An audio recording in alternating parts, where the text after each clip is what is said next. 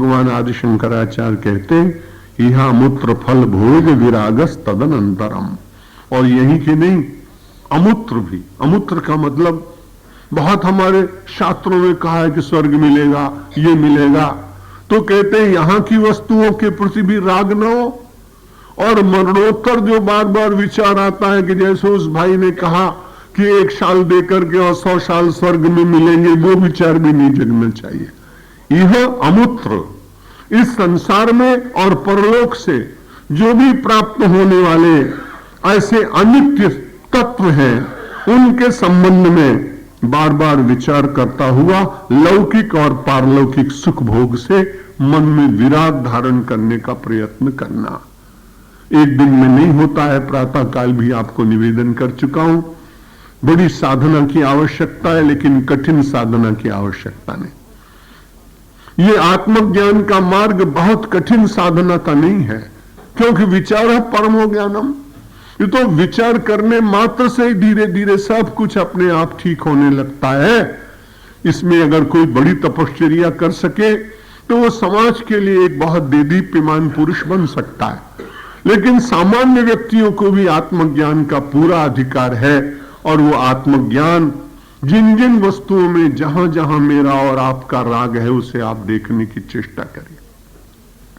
और चेष्टा करने के बाद केवल चेष्टा नहीं, फिर उसके बाद संकल्प करिए, फिर संकल्प करने के बाद आचरण करिए। क्योंकि चेष्टा करेंगे तो भी कुछ नहीं होगा, इसलिए पहले संकल्प होता है। पूजा में भी आपने देखा है, जब कर्मकांड का कोई काम होता है तो सबसे पहले पंडित जी हाथ में जल लेकर के संकल्प कराते हैं। कर्म कभी प्रारंभ नहीं होता है, संकल्प पहले होता है।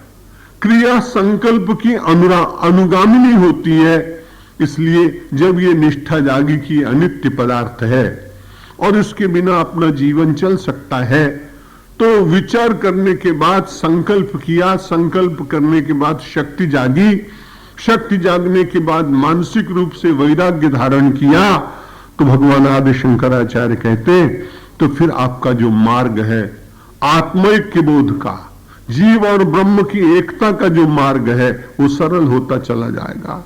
उसके बाद कुछ और सद्गुण बताए, शम, दम, उपरति, तितिक्षा, श्रद्धा, समाधान।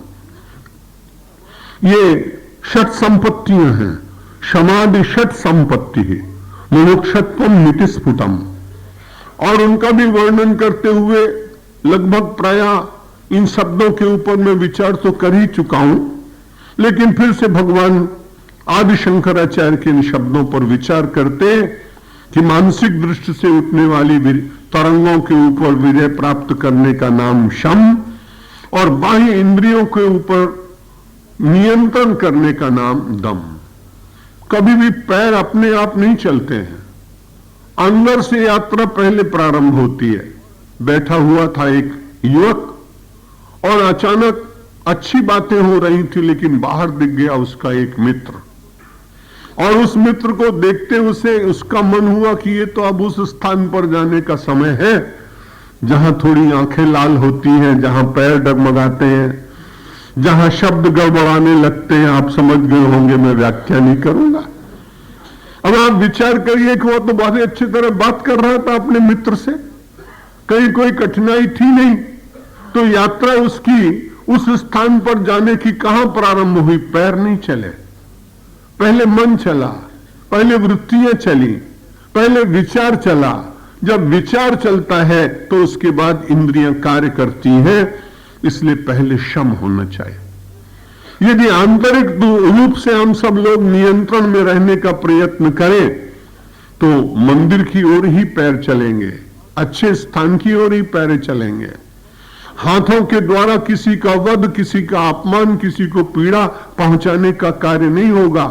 ये सारा पहले अंतर जगत में ताना बाना चुना जाता है, बुना जाता है, और उसके बाद फिर संसार में कर्म प्रारंभ होते हैं। इसलिए भगवान आदि शंकराचार्य कहते भाई आत्मज्ञान के मार्ग के लिए कुछ वस्तुओं तो चाहिए। आप भी जब यात्रा में जाते हैं तो पाथे लेकर जाते हैं। मैं स्विट्जरलैंड में एक बार बहुत दिन पहले गया था, तो वहां एक मुझे बहुत ही अच्छे जैन सज्जन मिल गए, बड़े बड़े उदास, युम्फ्रा की केव है, बर्फ ही बर्फ है उसमें। आप में से जो लोग गए होंगे, मैं भी गया अपने मित्रों के साथ में, तो मैंने देखा बड़ा उदास बैठा है, बड़ा दुखी है। मैंने पूछा भाई क्या है? बोले अब तो लगता है कि शायद मरण हो जाएगा, विशुद्ध शाकाहारी हूं, जैन धर्मावलंबी हूं, मेरे पास तो कुछ खाने को यहां है मिला नहीं, 2 दिन से कुछ ऐसा ही, कुछ केवल पानी आदि पी करके जीवन गुजार रहा हूं। कुछ बहनें गुजराती साथ गई थी, तो मैंने कहा ये व्यक्ति मर जाएगा, अपन कुछ करें। बहन ने कहा चिंता की बात नहीं, हमारे साथ फाफड़ा है। तो उन्होंने 4 फाफड़ा दे दिए। मुझे लगा कि देखो एक छोटी सी यात्रा करने चले, तो ये बहन अपने साथ में कुछ साथ में लाई, अपने भी काम आया, दूसरे के काम आया।